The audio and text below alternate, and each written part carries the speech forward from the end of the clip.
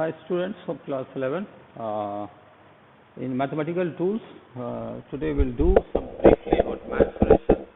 Mensuration in class 10 you have learned very well. Again we are doing the recap job. Briefly, let us start with area of a triangle. Area of a triangle. This area A is equal to 1 by 2 into base into height. Okay. One more area you might have learned here. It is the S into S minus A into S minus B into S minus C. Okay, where S is A plus B plus C. A plus B plus C by 2. Okay, the perimeter of a triangle you can write here. इसको फटाफट आप करते जाओ. Perimeter is equal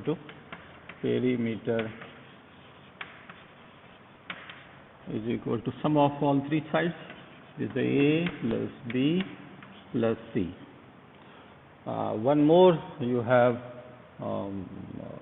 learnt about area of triangle, that the area of equilateral triangle. Area of equilateral triangle. Equilateral triangle. What is that? It's root 3 by 4 into square of a side. Okay?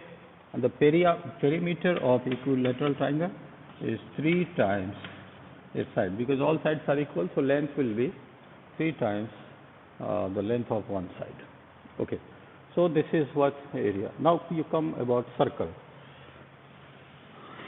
Circle, you look, not circle, first you see area of square. Area of square is equal to square of a side. Perimeter. So perimeter is 4 into length of one side. Then the area of rectangle. Area of rectangle. Quickly you do this. Make it one note. This is L into B, and the perimeter P is equal to twice of L plus B. Okay. So these are some basics that you know very well. Then you come area of circle. The area of circle is area of circle is equal to pi times square of radius, pi r square. So in this, you can convert this in diameter also. This is the d by 2 whole square. So area can be written as pi d square by 4. Area of semicircle. Area of semicircle.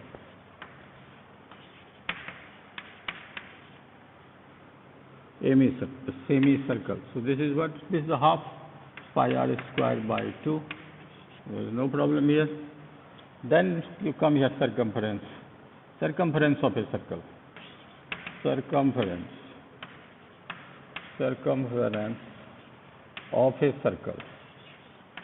ये आपको सब पता है. You know well. This is what? 2 pi r. And you can write this in terms of pi into diameter. So now length of semicircle, if you are asked like this in form, इसकी length आप बताएं semicircle का. Let this is semicircle, closed semicircle. So what is the length? The length is equal to total length is equal to You try to understand well. This is a pi r by 2. Sorry, not pi r by 2. It's a 2 pi r by 2. This is a pi r plus 2r. So r you can take common, pi plus 2. Because this is equivalent to diameter, so in this way you can find. Now you come here, one question I am giving you and to try to understand well, क्योंकि इसकी जरूरत आपको physics में पड़ेगी. मान लो कि आपके पास एक गिवन लेंथ, से this is a length, particular length, और आप ये चेक करना करके देखना, ये दिया हुआ है 28 सेंटीमीटर. ठीक है, आप क्या करो इसको कि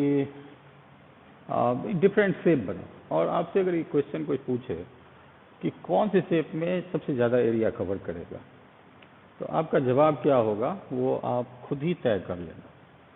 ठीक है, 28 सेंटीमीटर, तो आपने पहले एक ट्राइंगल बना लो इसी लेंथ का, फिर एक स्क्वायर बना लो, फिर एक सर्कल बना लो, कम से कम 3 कंपेयर करो और देखो कि किसका एरिया ज़्यादा कवर होता है.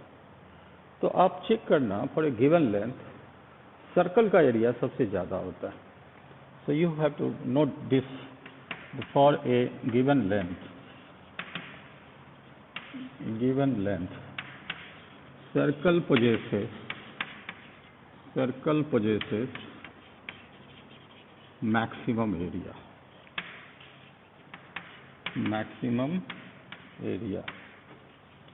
आप 3 करके एक इक्विलैटरल ट्रायंगल बनाओ जिसके तीनों साइड का लंबाई 28 सेंटीमीटर है, एक स्क्वायर बना लो जिसके चारों साइड का लंबाई 28 सेंटीमीटर है, एक सर्कल बना लो जिसका रेडियस निकाल लो, फिर एरिया निकालो. सारे तीनों केस में एरिया निकाल के चेक कर लो, तो you will find that the area in case of circle is maximum, and this you need in physics.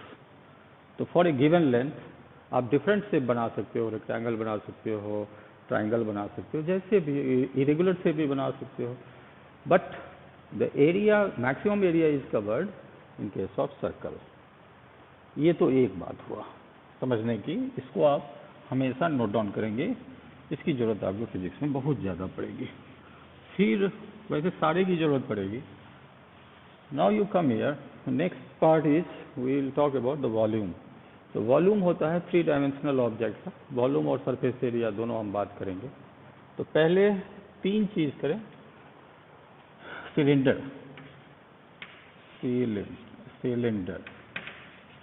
Cylinder का वॉल्यूम बताएं.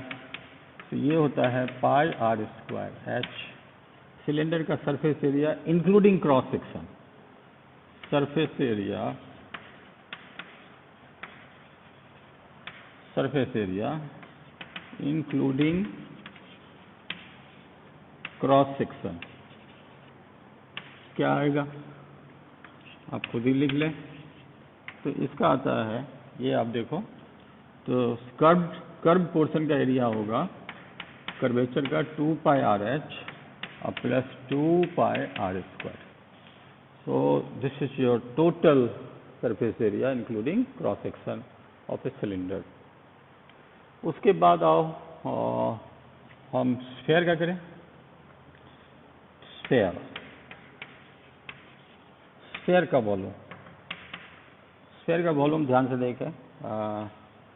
स्फीयर का वॉल्यूम होता है 4/3 पाई आर क्यूब, और सरफेस एरिया तो ये बराबर होता है 4 पाई r square.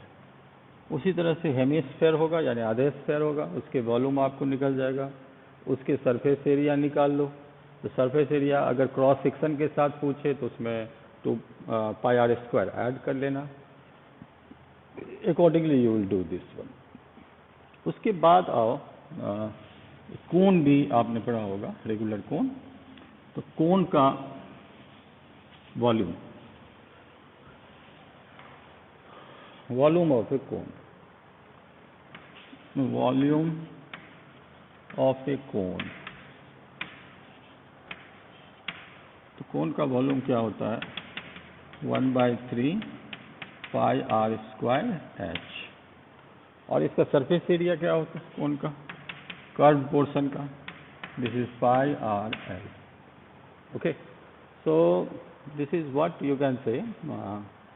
L is slant length, that you know, R is radius, and pi you know very well.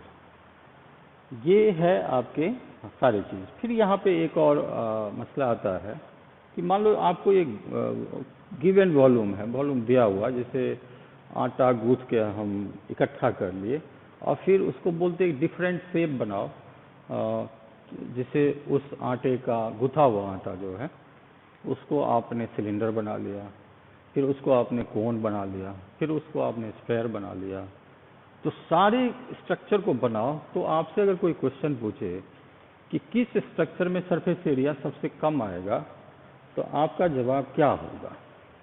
1 minute के लिए सोचो and then you get the answer. You write down for a given volume,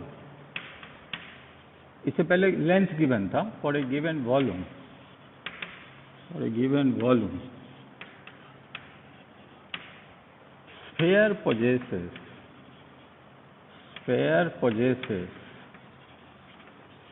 least surface area। एक खास volume को अगर आप different shape में ढाल दो तो सबसे कम सरफेस एरिया किस में होता है? स्फेयर में। तो इसकी एप्लीकेशन आपको सरफेस टेंशन चैप्टर जब पढ़ोगे तो वहाँ पे जरूरत पड़ेगा, ये समझदारी का, कि एक खास वॉल्यूम हमको दिया हुआ है, उसका हम डिफरेंट शेप बना लेते हैं, सिलेंडर बना लेते हैं, फिर कोन बना लेते हैं, फिर उसका क्यूब बना लेते हैं, क्यूबाइड बना लेते हैं। This all things will do. हाँ, एक क्यूब छूट गया, क्यूब का सरफेस एरिया भी निकाल लो, क्यूब का वॉल्यूम निकाल लो, तो वो भी हम कर देते हैं, ठीक है। तो सबसे कम सरफेस एरिया होगा स्फेयर का। ओके, क्यूब की बात करें या क्यूबाइड की बात करें? Okay, so you write on cube. तो volume of cube, volume of cube, what is that? Is the L cube, and surface area,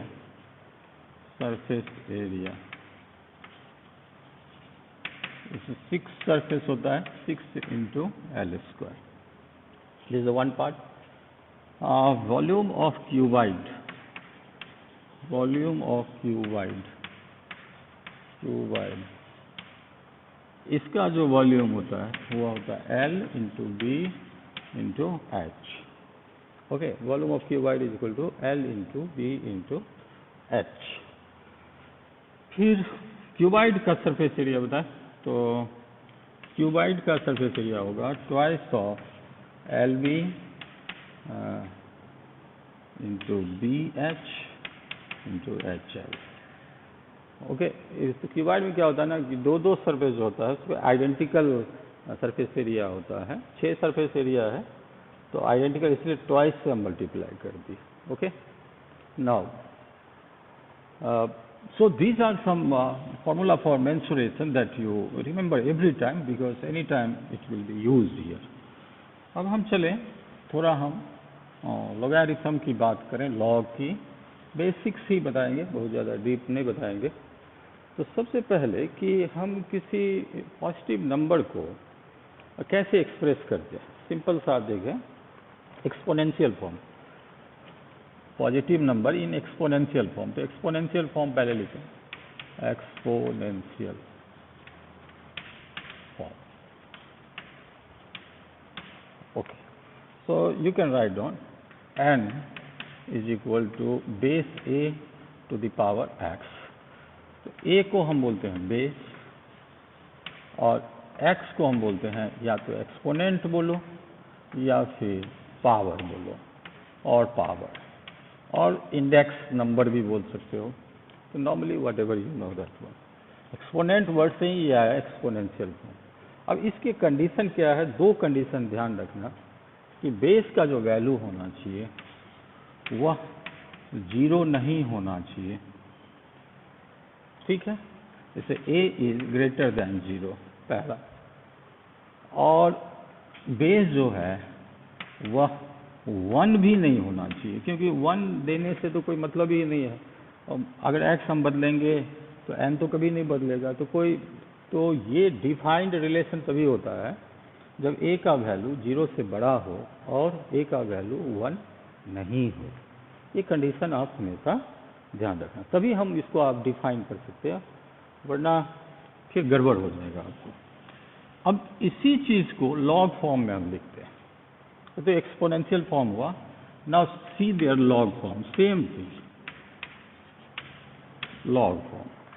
okay, तो लॉग फॉर्म में क्या होगा कि यस, तो लॉग फॉर्म में क्या होगा, how you right in log form. तो लॉग फॉर्म में एक इसको ध्यान से देखना, सेम चीज को log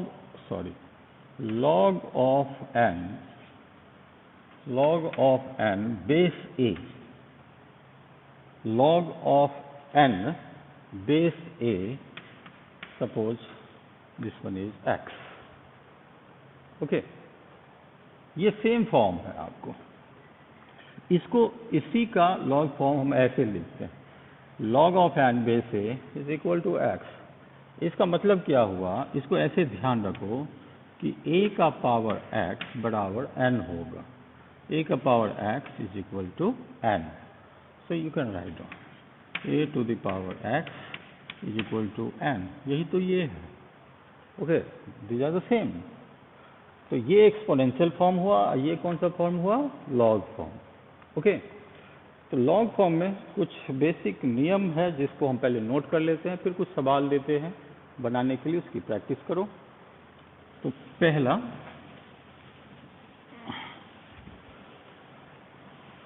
इसके कुछ नियम को नोट करें, जैसे log of n base n is equal to 1, ये 1 होता है। दूसरा, बारी बारी से फटाफट नोट कर दें, log of n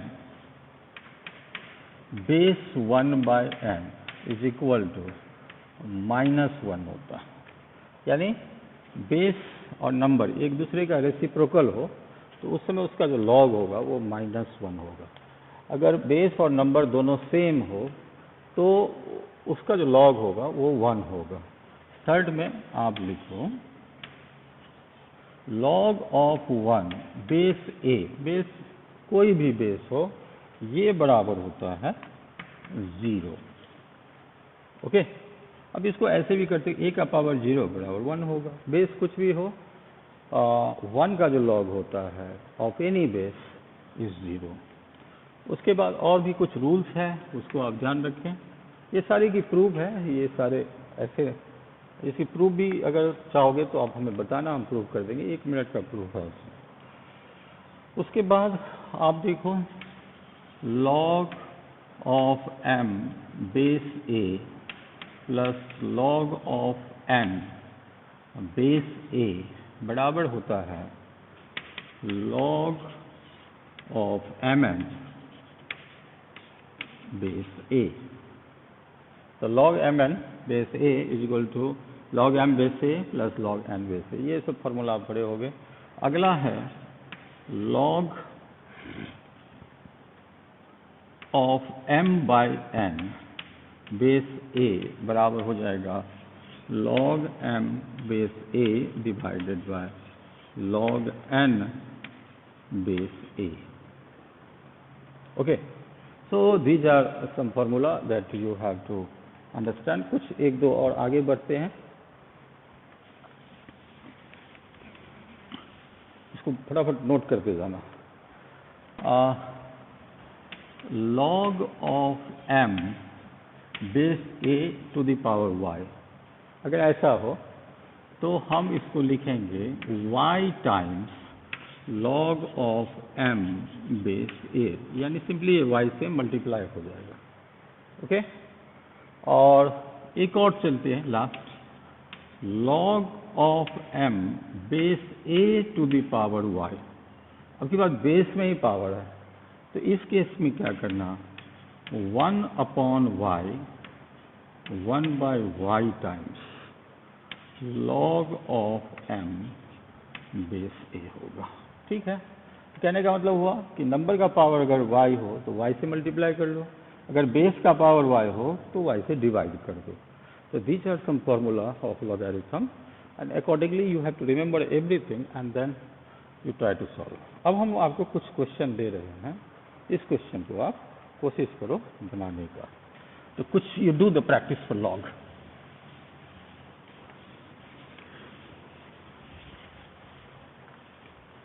ओके, तो पहला क्वेश्चन है कि log of 27 base 81 is what?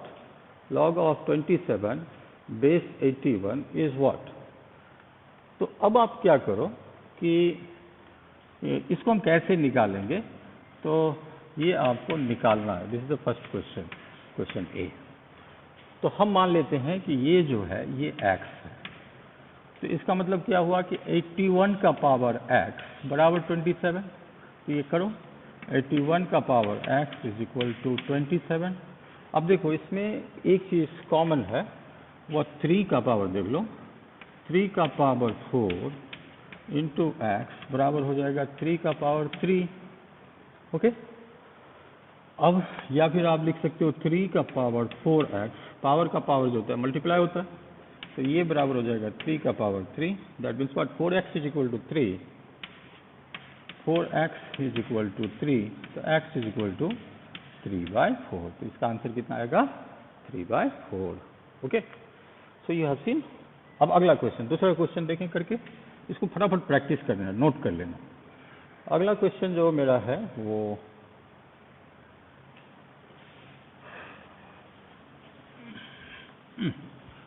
Now next question, question B. Question B ध्यान से देखें, ये क्वेश्चन है log of